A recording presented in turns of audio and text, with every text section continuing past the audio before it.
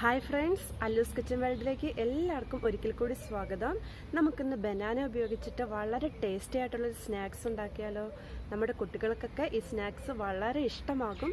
10 minute പോലും വേണ്ട ഈ സ്നാക്സ് ഉണ്ടാക്കാൻ. അപ്പോൾ ഈ സ്നാക്സ് എങ്ങനെയാണ് ഉണ്ടാക്കുന്നതെന്ന് നമുക്ക് വീഡിയോ കണ്ടിട്ട് വരാം.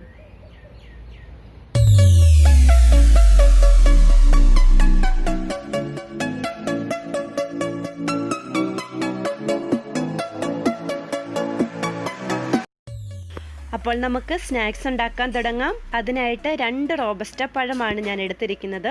നമുക്ക് അത് ഇതുപോലെ ചെറുതായിട്ട് കട്ട് ചെയ്തെടുക്കാം. അതിനുശേഷം ഒരു ബൗളിലേക്ക് 2 കോഴിമുട്ട പൊട്ടിച്ചെടുക്കുക. അതിലേക്ക് 100 ഗ്രാം പഞ്ചസാരയും ആവശ്യത്തിന് ഉപ്പും ചേർത്ത് കൊടുത്ത് നന്നായിട്ട് മിക്സ് ചെയ്തെടുക്കാം. പഞ്ചസാര പൊടിച്ചതാണ് നമുക്ക് വേണ്ടത്. പഞ്ചസാര മിക്സിയിലിട്ട് പൊടിച്ചെടുത്താൽ മതിയാകും.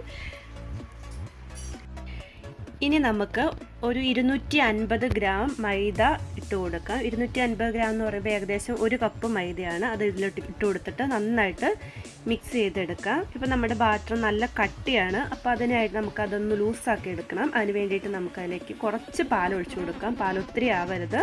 കുറേശ്ശെ ഒഴിച്ചു കൊടുത്തിട്ട് നമുക്ക് മിക്സ് ചെയ്തെടുക്കാം.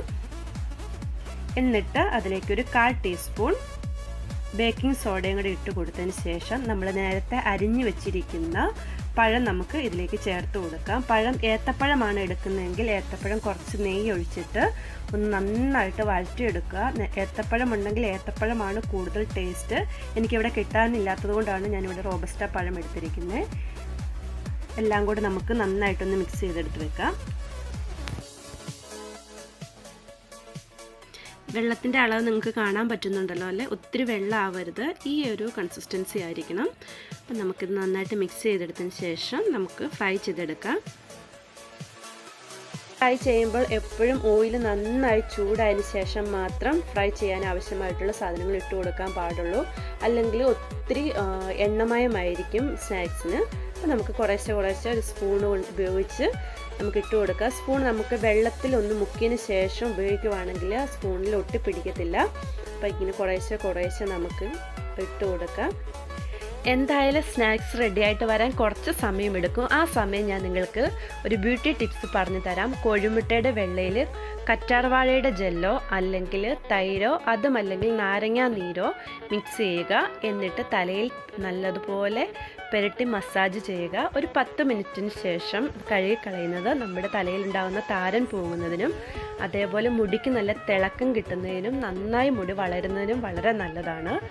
തലമുടിയിൽ മാത്രമല്ല നമ്മുടെ മുഖത്തും മുട്ടയുടെ വെള്ള പുരട്ടുന്നത്. ഇതേപോലെ തന്നെ കറ്റാർവാഴയോ അല്ലെങ്കിൽ തൈരോ അതുമല്ലെങ്കിൽ നാരങ്ങാ നീരോ ഒന്നുമല്ലെങ്കിൽ ഡയറക്റ്റ് മുട്ടയുടെ വെള്ള തന്നെ മുഖത്ത് പുരട്ടുന്നതും വളരെ നല്ലതാണ്. മുഖത്തിൻ്റെ തിളക്കം വർദ്ധിക്കുന്നതിനും അതേപോലെ ബ്ലാക്ക് ഹെഡ്സും വൈറ്റ് ഹെഡ്സൊക്കെ മാറുന്നതിനും വളരെ നല്ലതാണ്. അപ്പം നിങ്ങൾ മുട്ടയുടെ വെള്ളം ഉപയോഗിച്ച് ഇങ്ങനെ ഒരു ബ്യൂട്ടി ടിപ്സ് ചെയ്യുക. അപ്പോൾ വളരെ ടേസ്റ്റി ആയിട്ടുള്ള സ്നാക്സ് ഇവിടെ റെഡിയാണ്. നമ്മളിത് ഉപയോഗിക്കുന്നതിന് മുന്നേ ആയിട്ട് കുറച്ച് പഞ്ചസാര പൊടിച്ചത് ഇതിലേക്ക് തൂളി കൊടുക്കുക. എന്നിട്ട് ചെറു ചൂടോടുകൂടി തന്നെ കഴിക്കുക. നമ്മുടെ കുട്ടികൾക്കൊക്കെ ഒത്തിരി ഇഷ്ടമാകും. വളരെ ടേസ്റ്റിയാണ്. അപ്പോൾ നിങ്ങൾക്ക് എല്ലാവർക്കും എൻ്റെ ഈ വീഡിയോ ഇഷ്ടമായെന്ന് വിശ്വസിക്കുന്നു. ഇഷ്ടമായവർ ലൈക്ക് ചെയ്യാനും ഷെയർ ചെയ്യാനും കമൻറ്റ് ചെയ്യാനും മറക്കരുത്. അപ്പോൾ പുതിയ വീഡിയോയുമായി